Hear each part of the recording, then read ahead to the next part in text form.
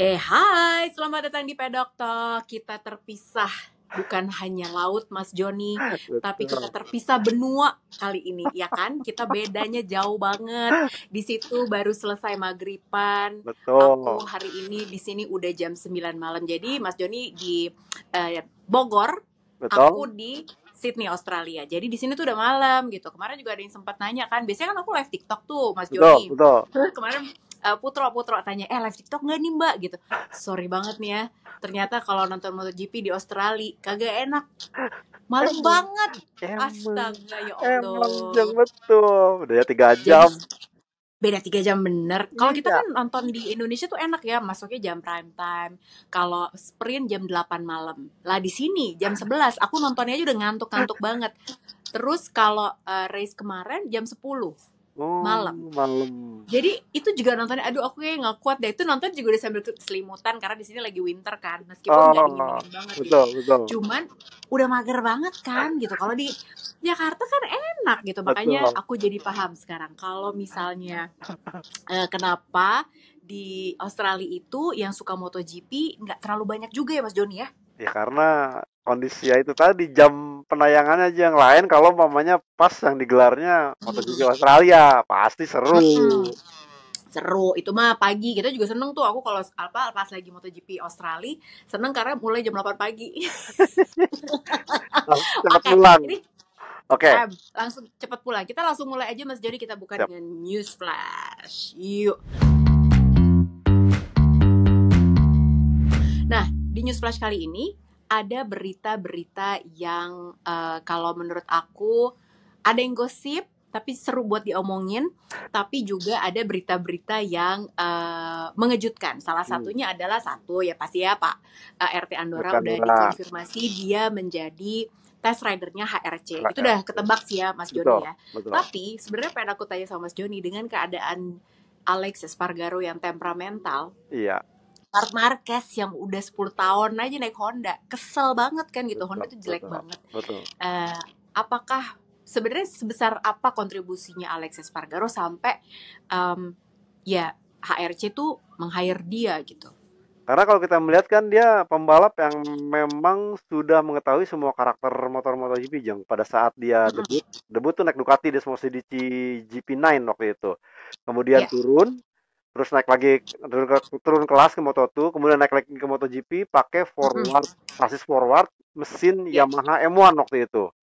Sampai akhirnya Oh, ya cukup bagus sampai dan mm-mm. dia mencetak hasil cukup bagus kok dengan forward racing tuh sempat pole Ya, position, sempat podium hingga mm-mm. akhirnya yaitu Suzuki mengontrak dia di 2015 sebagai comebacknya Suzuki dan itu menggunakan inline V4. Hasilnya cukup bagus dan mengembangkan sangat maksimal dan dibuktikan dengan akhirnya Maverick Vinales berhasil meraih kemenangan pertama di Inggris pada saat itu. Nah, Oke. kemudian dia direkrut lagi nih waktu itu oleh Aprilia Racing. Aprilia Racing saat itu belum punya dana banyak, tapi dia berkolaborasi Mm-mm. dengan Gresini. Akhirnya direkrutlah antara Alex Espargaro dan kemudian dengan waktu itu Andrea Iannone. Si Aprilia Hmm. pengennya Andrea Iannone karena ke Italia, ke Italiaannya si Gresini pengen si Alex Espargaro. Sampai Oke. akhirnya hasilnya cukup bagus. Perkembangan itu Aha. sampai akhirnya kan kemudian memutuskan untuk pisah. Murni Aprilia membawa istilahnya bendera pabrikan sendiri, meninggalkan Gresini yang akhirnya harus kemudian bergabung dengan Ducati. Hasilnya Alessio Spargaro itu mulai kebukti gitu. Jangan apalagi yang paling fenomenal adalah ya pada saat dia berhasil menang GP Argentina dan kemudian Mm-mm. juga kalau kita lihat kemarin ya itu kemenangan dari Alessio Spargaro. Cuman problemnya adalah ya itu tadi, Alex akhirnya memutuskan untuk mundur karena dia merasa, motor Aprilia yang saat ini tuh terlalu menuntut sisi fisik karena perubahannya yang sangat sangat Terlalu radikal. berat gitu kan? Dia di Bener. sektor sektor aerodinamika, Jeng. Jadi bener-bener istilahnya tuh ya sampai dia sempat mengungkapkan ini tuh istilahnya paket aerodinamika F1 diplek-ketiplek aplikasikan di motor. Hmm. Agak kesulitan sehingga akhirnya memutuskan untuk pensiun dan sebenarnya ini juga nih menjadi dia Alex ini sebenarnya menjadi penarik buat Jorge Martin gabung, tapi menjadi istilahnya Maverick Vinales memutuskan keluar dari Aprilia. Sementara si Aprilia itu pengennya padahal mempertahankan duet Jorge Martin dan Maverick Vinales, Jeng. Tapi kemarin kan sempat kedengaran kabar juga tuh Mas Iya, Joni, iya. katanya cucian gua kering. Itu bunyinya. Ini sambil nyuci loh, geng, masalahnya. Liburan mah boleh di Sydney ya, tapi nyuci mah tetap jalan terus gitu. Jadi tuh baru nungguin Mas Joni tuh sambil muter cucian, nah itu bunyi-bunyi tuh udah kelar. Nah, sebenarnya gini, kemarin sempat kedengeran juga Maverick Vinales itu bilang bahwa katanya RSGP itu sebetulnya nggak cocok sama riding style-nya dia. Betul. Padahal kita semua berpikir, tadi kan Mas Joni juga bilang, Aprilia tuh pengennya menduetkan Jorge Martin sama Maverick Vinales. Iya, Tapi dia ngomong gitu. Nah, ini betul. apakah sisinya Maverick Vinales yang emang anggot-anggotan karena kita ingat kejadiannya dengan Yamaha Iya, dan iya. apalagi dia sudah dikontrak dengan KTM makanya keluar pernyataan itu. Padahal di satu sisi kayak kemarin deh gitu kita ngomongin di Sachsenring gitu. Ya, terlepas dari dia crash gitu Iya, di Q2. betul. Tapi kan dia performanya oke banget dan Betul. apalagi di Kotas udahlah gitu itu Iya. bagus banget gitu. Apa yang Mas Joni lihat dari komentarnya Maverick Vinales ini?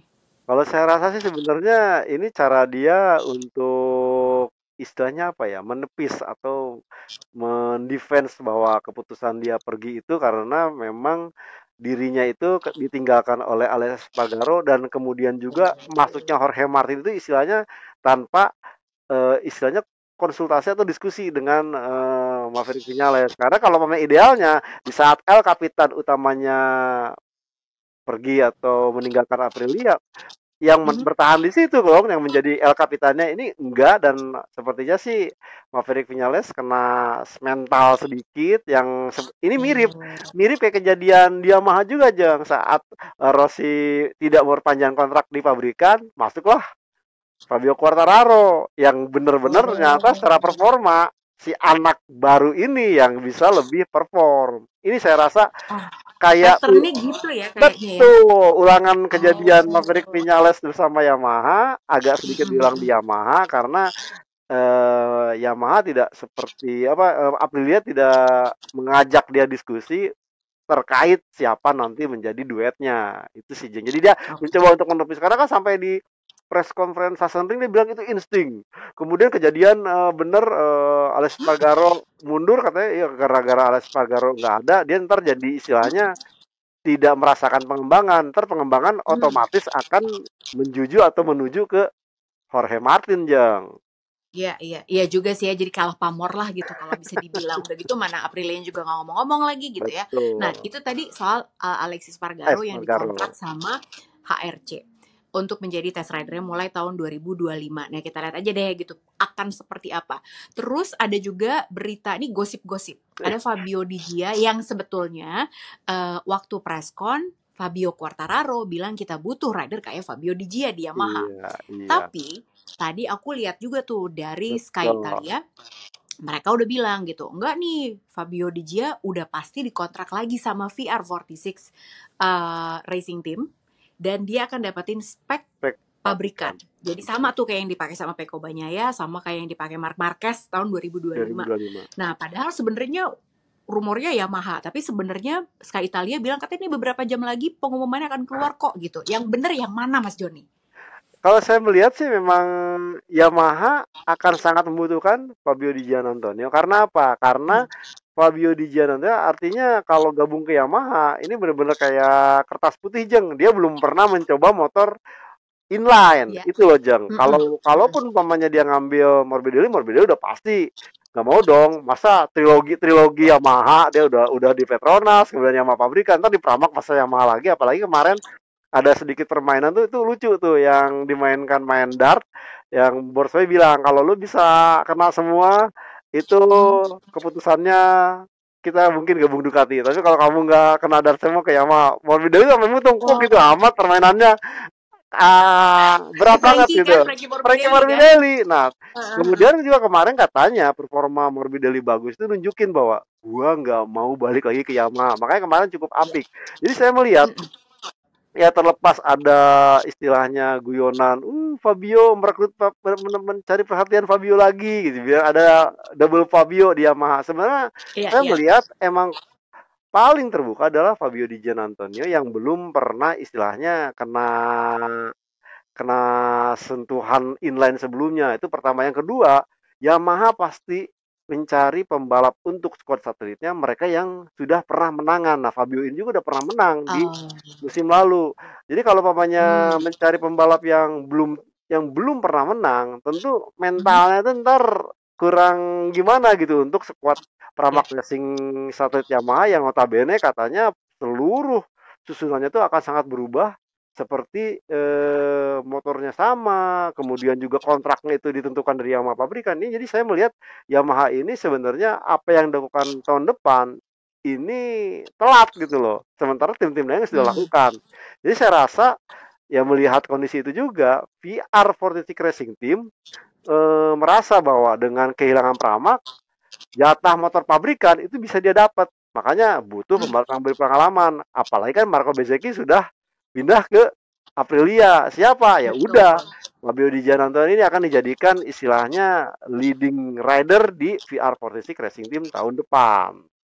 Oke, berarti ya tapi memang Fabio Di Gia tuh sekarang lagi naik daun banget gitu ya. Iya, betul. Tiba-tiba, bukan tiba-tiba sih, sebenarnya dia itu rider yang ya momentumnya dari tahun lalu, dari akhir tahun lalu pas dia di Grace ini sebenarnya di kan kemarin aku nonton juga tuh podcastnya dia bilang itu Heeh. sih sebenarnya race-race terakhir tuh kita beneran sebelum mulai dia udah nggak ada kerjaan, nggak ada Betul, yang nawarin. Dia bilang betul. gitu, manajernya bilang kayak kita nggak MotoGP lagi deh tahun depan Iya, gitu. betul. Terus udah gitu dia bilang ya udahlah kalau gitu kita nikmatin aja race-nya, dan itu akhirnya mentality itu yang dia bawa sampai sekarang. Betul. Jadi dia udah pokoknya do or die aja, setiap hari setiap kali dia lagi race tuh melakukan sebaik yang dia punya, seperti dia nggak punya posisi yang aman Aman gitu. buat Dan itu tahun jadi depan. bagus banget ya Mas Joni ya. Ya, karena memang saya melihat Fabio Di Gia ini sebenarnya kan fighter, Jang. Dan Iya sebenarnya benar. dia tuh pasti akan bertahan di Grace ini kalau mendiang mendiang suaminya Nadia Padovani itu Fausto Gresini tetap ada, Iya, dia tuh akan menjadi pilihan karena memang pasti. dia itu istilahnya binaan bibitan dari Fausto Gresini. Nah, cuman agak sedikit Oh, makanya dia sangat sedih banget saat kepergian Fausto Di Giannantonio karena itu memang sosok yang paling penting. Sampai akhirnya dia harus ya. berjuang sendiri. Nah, saya melihat seandainya dia mendapat kru chief yang matang, tahun lalu dia mendapat sentuhan dari Frankie Carcedi, jadi saya rasa ini Hmm. juga hal yang sangat krusial. Nah, andaikan dia bertahan di PR46 Racing Team, tentu kan masih bertahan dengan David Munoz. Nah, jadi saya harapkan Oke. dia bisa akan makin mengeluarkan performa terbaiknya. Iya, benar-benar. Nah, terus ada rumor, bukan rumor sih. Ini ex Ducati yang jadi technical directornya KTM. Siapa Mas Joni namanya? Alberto Susah banget. Giribola, enggak Albix, Albix. Bukan. Oh, bukan Stella kini. Siapa? Ya, dia Stella kini, ya. ya susah banget namanya. Jadi, sebetulnya banyak yang kemarin, wah, jangan-jangan dia pindah ke Yamaha. Ya kan? Karena diambil. Yamaha kan lagi ngambilin orang-orang ex Ducati juga. Tapi ternyata emang dia nggak Iya. perpanjang kontrak aja gitu ya sama KTM ya Mas Joni Betul, ya? betul, betul. Gak perpanjang kontrak aja kalaupun pamannya ada. Saya melihat Yamaha udah cukup puas kok dengan Massimo Bartolini karena memang yang dibutuhkan tuh kalau kehadiran Serlak ini lagi nanti ini benar-benar akan berubah lagi, Jeng. Bagaimana nanti mungkin Hmm, mesin berubah. Ntar mungkin jangan-jangan malah ya, malah rumor Yamaha pakai V4 makin kencang gitu. Nah, Massimo Bartolini ini lebih cenderung menjadi penyeimbang antara ya. pabrikan Yamaha di Jepang yang mengembangkan mesin. Kemudian dengan Yamaha di Eropa yang fokus ke sektor aerodinamika dan bahkan Mhm. bagaimana istilahnya menerjemahkan apa sih yang kekurangan terjadi di Yamaha. Nah, saya rasa mungkin itu sih benar-benar pure cuman istilahnya udah aja kerjanya udah habis kontrak tapi dia nggak mau perpanjang. Seperti itu sih, Jeng. Oke. Oke, terus gosip yang terakhir soal Lewis Hamilton yang akan membeli Grace ini. Terus sampai dibalas sama Mark Marquez, ih siapa tahu aku yang mau beli tim F1, hello. Tapi ini sebenarnya enggak, ini ya emang ada katanya orangnya Lewis Hamilton yang Iya, datang ke race betul, untuk melihat. betul, Tidak betul. menutup kemungkinan, tapi juga belum tentu akan terjadi juga gitu. Karena Iya, Grace ini adalah sebuah tim yang kita kan ngeliatnya kayak tim kecil gitu ya. Padahal betul. itu tim yang kalau semua rider yang karirnya terancam begitu masuk race ini tuh kayak bangun lagi gitu ya. betul, Jeng. Gila Jadi loh. emang bener, Jang, karena memang sosok Fausto Gresini ini ya apalagi dia sempat juga kan istilahnya yang paling lama bekerja sama dengan sponsor di Indonesia. Itu bener-bener kalau mama Ya. jujur, Jang, dia tuh istilahnya bukan ini nih kalau sistem pembibitan yang Dorna sekarang lakukan, itu emang sebenarnya berkaca kepada Fausto Gresini. Fausto Gresini itu dulu Ah. sempat menawari untuk bagaimana kita bibit pembalap Indonesia Mm-mm. untuk punya mental performa Eropa itu dari mulai balapan lokal. Itu one make Ya, ya, engine ya, waktu itu. Dan kebetulan waktu ya. itu one make engine-nya itu Honda Italia. Jadi sama-sama dan sampai akhirnya tuh idenya Gresini, Fausto Gresini diambil oleh Hmm. Dorna sehingga akhirnya sekarang banyak kelas-kelas pembibitan sampai ada ATC, ITC, North Talent Cup, European Talent Cup, sampai kemudian ya ada Red Bull Rookies Cup. Ini berawal dari Fausto Gresini. Waktu itu tawari ke pihak sponsor Indonesia, mau nggak siapa pembalapnya yang muda deh aku didik. Cuman kan kalau sponsor di Indonesia kan belum berpikiran jangka panjang untuk membibit atau Mm-mm. melakukan hal-hal seperti itu, sehingga itu dibuatlah di Italia dan bibit-bibit yang dilahirkan oleh Portugis ini kan udah tercipta, udah terbukti. Ada Ya. Jorge Martin, sekarang ada di Fabio Di Gian Mm-mm. Antonio dan saya rasa agak akan sulit mungkin bagi sponsor masuk ke Grace ini karena mereka punya segala macam program. Kan kadang-kadang kalau kita ngambil tim pengennya, udah aku pengen ikut di sini aja. Nah, apakah itu bisa? Ya. Dan yang berikutnya adalah ini yang lagi-lagi faktor dari masuknya Liberty ya. Kan udah mulai bersenggolan nih Iya. F1 dan MotoGP. Bagaimana mereka bisa ya sebenarnya ini memang tujuan Liberty untuk mengambil MotoGP istilah bisa digesekkan antara F1 dengan MotoGP yang biar dua-dua tontonan ini bisa meledak. Iya. Itu dia. Benar, benar udah kelihatan kok. Nah, pokoknya ini bumbunya bukan cuma Lewis Hamilton. Maksudnya apa? Betul. Jangan kemana-mana, kita akan balik lagi. Kita mulai mereview apa yang terjadi di Sachsenring kemarin. Tetap di Pedok Talk.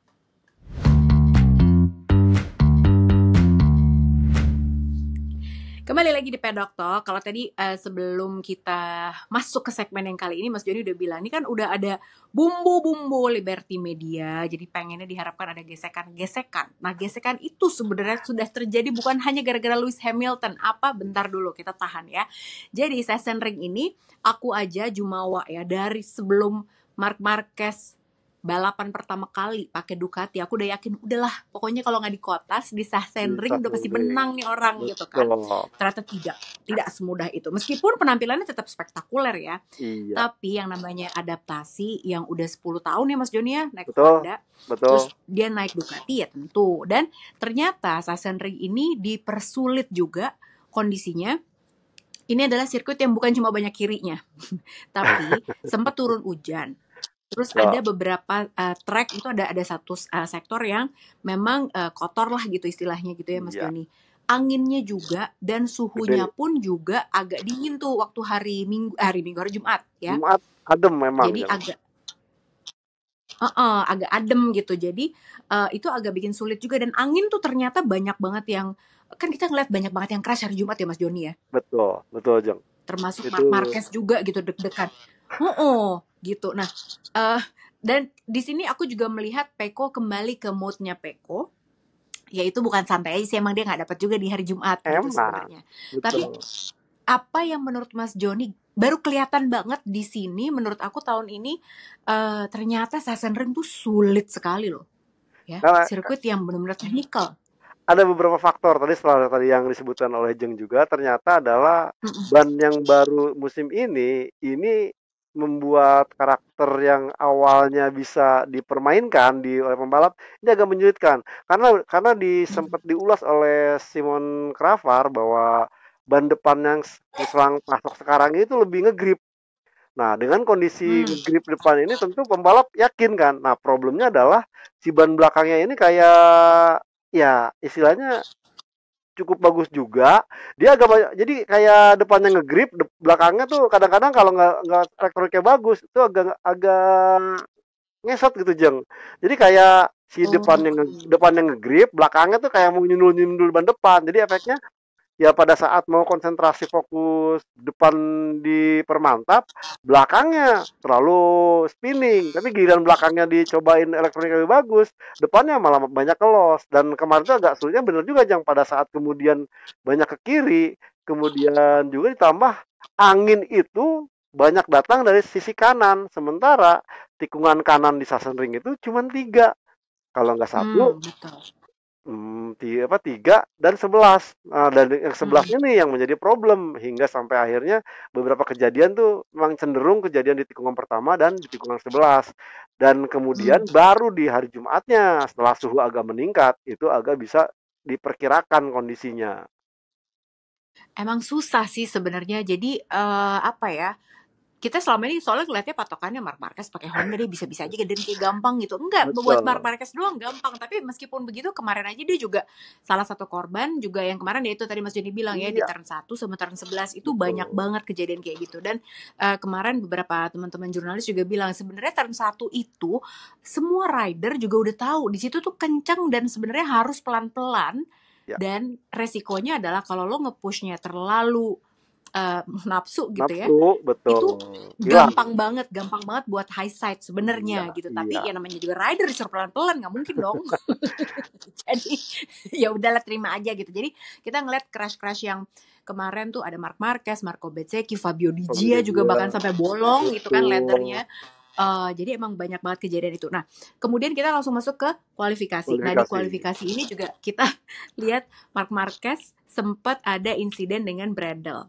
Itu jadi akhirnya dia nggak nembus tuh di Di Q2 gitu ya. kedua, Tapi betul. emang aku juga gemesnya ngeliat Bradle untuk orang yang berpengalaman seperti dia, kok ya bisa begitu gitu ya Mas Joni ya?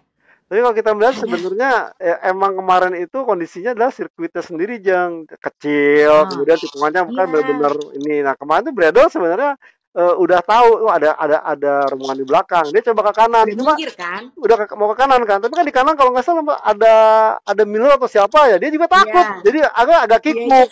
Jadi kalau saya melihat kemarin sebenarnya ini ya Marquez nggak perlu marah. Kalau mau lebih marah justru kejadian yang masuk ke Bagnaia yang mestinya dia bisa front row 2 kali kan dibatalinnya karena insiden bendera Yellow flag, kuning. Jadi saya melihat sih betul. ya ini memang bumbu-bumbunya dari kejadian di Sachsenring ini. Toh Hmm. ya kalau saya melihat Bradle pun udah minta maaf dengan posisi karena memang dia iya jadi membuat Marc Marquez harus gagal untuk bisa menembus ke Q2. Iya sih, akhirnya dia start di P13 dan ini adalah starting grid-nya Jorge Martin meskipun memang kondisi ini susah, terutama Ducati tuh kelihatan banget ya isu chatter-nya itu terutama Ya, di ban belakang yang di tadi ban Mas Joni belakang. bilang itu sangat amat kelihatan. KTM juga kerepotan ternyata. Yang nggak disangka-sangka adalah memang Aprilia. Aprilia, Aprilia ini cocok betul. banget ya.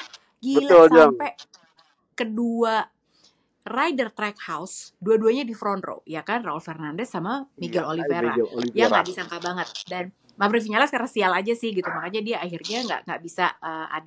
Padahal kalau dia nggak crash mah bisa mungkin bisa Bisa. pole gitu, atau mungkin bisa Betul. front row lah minimal. Betul, betul. Tapi ternyata kalau ditanya kenapa Aprilia bisa bisa jos bener gitu di Sachsenring karena katanya memang mirip-mirip sama Kotas ya Mas Joni. Jadi Iya, Kak, karena banyak dia begitu cornering dia open betul. gas terus katanya gitu. Betul. Jadi Jadi makanya cocok. setuju, Jang. Jadi apalagi kalau kita melihat Sachsenring yang 13 tikungan ini kan posisi Mm-mm. motor tegak sempurna itu ya cuman dari 13 ke tikungan pertama, Jang. Iya, Cuma berapa iya, iya. Semuanya detik sih. rebah.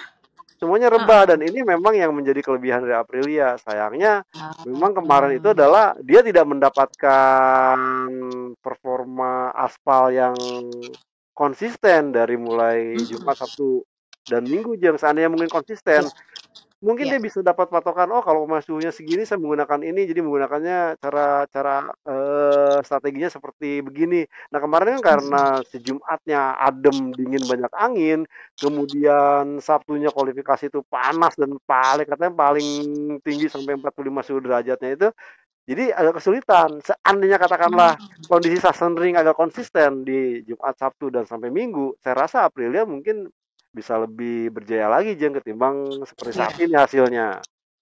bener. Dan hasilnya juga luar biasa loh. Di sprint, aku juga pas sprint tuh kita udah ngomongin sprint nih Mas Joni. Aku Ya, kaget dengan pas Peko Bagnaia startnya bagus banget.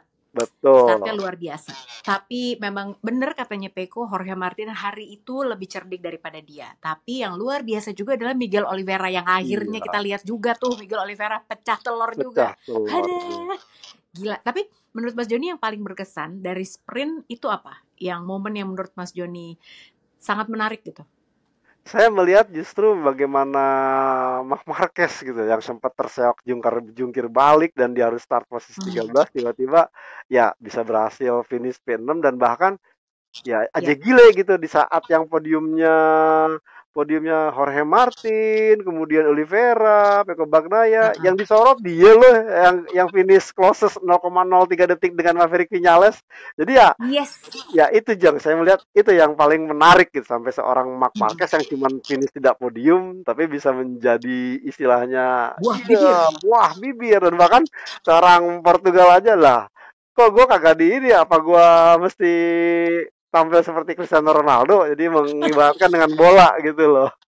Harus patah dulu jarinya. Marc Marquez patah soalnya, ya kan? Dia tuh fractured loh. Iya, Index finger yang kanan ya, justru ya. iya yang kiri Ya, Jeng, yang kiri yang yang kiri, buat yang yang kiri. buat kopling ya Yang buat betul. kopling, bener. Oh, kalau Alexis Espargaro yang kanan soalnya tangannya Iya, ya. Nah, tapi sebenarnya Marc Marquez ini juga memang luar biasanya dan momen yang bikin kita semua ini sama Maverick siapa nih sampai ada foto finish gitu iya kan? Karena emang betul. tipis Tipis banget banget, astaga. betul. Benar, benar, benar, benar. Nah, akhirnya ini adalah podiumnya. Podiumnya menjadi milik Jorge Martin. Jorge Martin, Nambah gap lagi waktu itu ya abis sprint. Terus udah gitu ada betul. Miguel Oliveira dan juga ada Peko Bagnaia. Nah, Peko Bagnaia sebetulnya kalau menurut Mas Joni, aku agak jadi nggak yakin loh tadinya. Aduh, tapi hari Minggu bisa apa enggak ya? Kayaknya repot nih bannya soalnya ya kan. Kayaknya nggak dapet gitu setup yang pas. Mas Joni sendiri ngeliat performa Peko pas di sprint gimana? Di sprint. Saya sih justru melihat sprint ini memang dia agak kesulitan karena waktu start pun kalau start agak lebih depan dia akan bisa Hmm. menakar kemampuannya. Kemarin itu dia harus di 4, kemudian dia agak kesulitan milih ban, cuacanya juga berubah. Plus juga sebenarnya memang saya tidak expect Peko bisa tampil maksimal di Sachsenring ini karena memang Oh, strategi Jorge Martin kemarin itu sebenarnya ngasih aja ke Peko biar iya, ntar iya. Sachsenring dia yang ngambil biar ntar summer break ya Martin unggul di atas Peko Bagnaia. Jadi saya rasa sebenarnya kemarin Peko pun ya coba untuk berusaha mengganjal Martin, cuma dengan performa Martin kemarin, dia sebenarnya podium kedua pun ya sudah hasil yang dia rasa itu sesuai target yang itu saya kemarin tuh Oke. perkiraannya. Kalau kalau dua-duanya udah pakai kacamata progresif ya, kalau ngeliat langsung gini dulu, bentar. Ya. Sekarang ngeliat deket di sini. Laluan deh. Nah, biasa itu ya kan gitu. Soalnya kalau gini nih, kalau ngeliat pakai yang di sini, situ mukanya agak burem kan. Makanya aku harus begini Betul. dong, biar Agak kelihatan ya naik. kan tuh. Jadi kalau Iya, misalnya teman-teman pedok kru pada ngeliat, kenapa sih dua-duanya Mas Joni sama Lucy ngeliatnya harus harus begini, bukan sombong. Karena yang bisa ngeliat deket cuma di sini. Jadi bukan sombong ya. Mohon maaf. Nah, sekarang kita ngomongin soal race-nya. iya, Race-nya aku kan pas bikin prediksi tuh, wah Peko apa enggak ya, Peko apa enggak ya, karena aku terhantui dengan performa dia waktu di sprint. Kayaknya iya, repot nih. betul. Sassenri kayak bukan punya dia lah. Dan Jorge Martin tuh meyakinkan banget sepanjang weekend. Padahal dia juga bilang kondisinya susah. Dan kita lihat Iya, berkali-kali dari body betul. language-nya Jorge Martin juga dia bilang, kayak nggak dapet deh chatter apa segala macam. Iya. Meskipun kayaknya di brief juga nih, rider-rider Ducati nggak ada yang bilang chattering issue tuh nggak ada.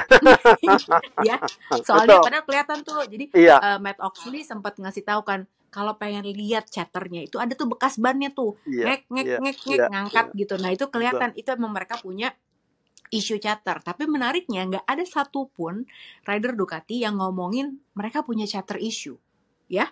Nah Betul. terus kita ngomongin soal ini juga penampilan Peko startnya seperti biasa dia bagus. Bagus. Terus menurut Mas Joni eh kejadian yang ini kan jadi berbalik banget nih.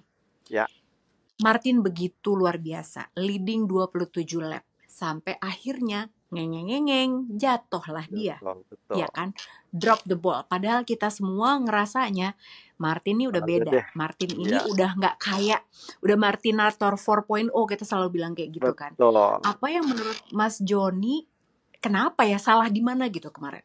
Jadi kalau kita melihat ini nih, memang semuanya berkata Jeng tadi, semua masalah dengan pemilihan ban. Mau nggak mau Hmm, sebenarnya pengennya ke medium-medium, cuman takutnya nggak nyampe oh, karena masih 30 lap.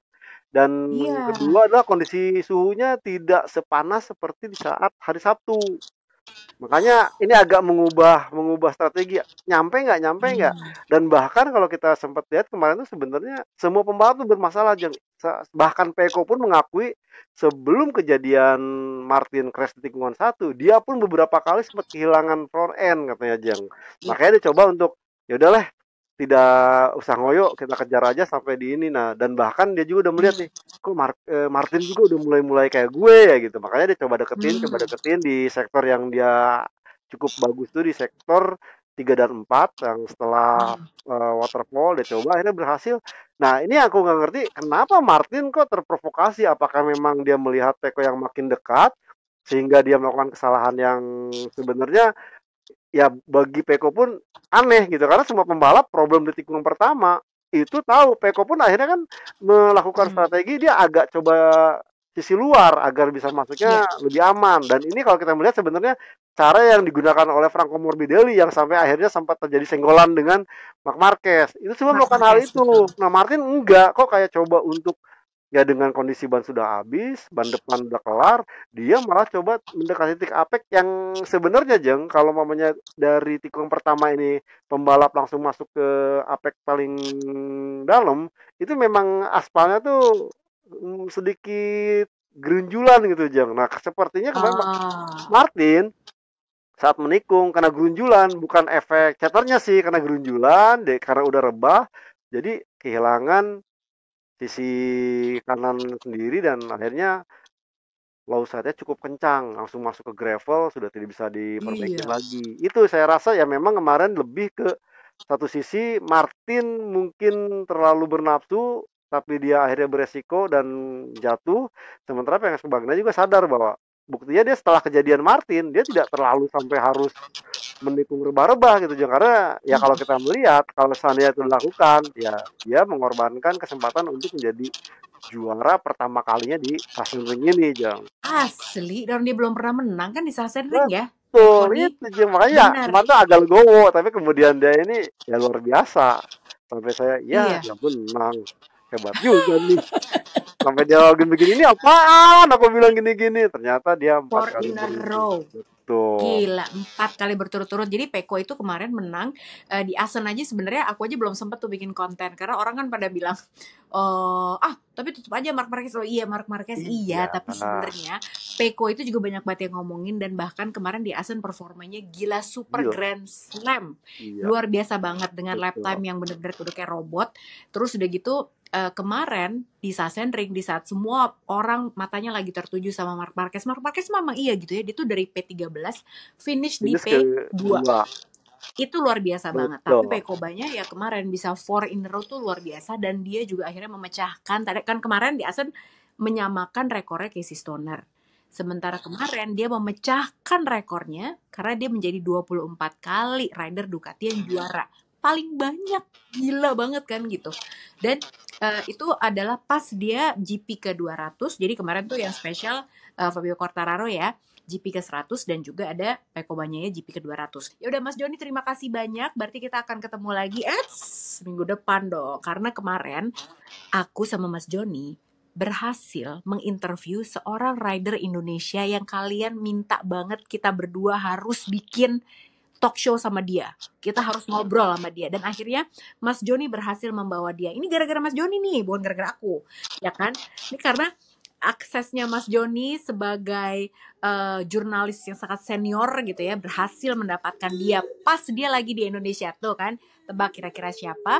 Pokoknya jangan lupa buat like, subscribe, dan juga untuk sebarin konten ini ke teman-teman kalian yang lain supaya makin banyak dan juga makin naik terus subscribernya. Mas Joni, terima kasih banyak. Kita ketemu minggu depan pokoknya aku sudah berada di Jakarta lagi. Kalau ngantar Mas Joni kangen, kalian juga ntar kangen sama aku, dan duit juga udah habis nih, udah liburan mulu ya. Saatnya untuk kita kembali nyangkul minggu depan. Terima kasih banyak semuanya. Jangan lupa nonton Pedok Talks, oke? Bye. Thank you Mas Joni.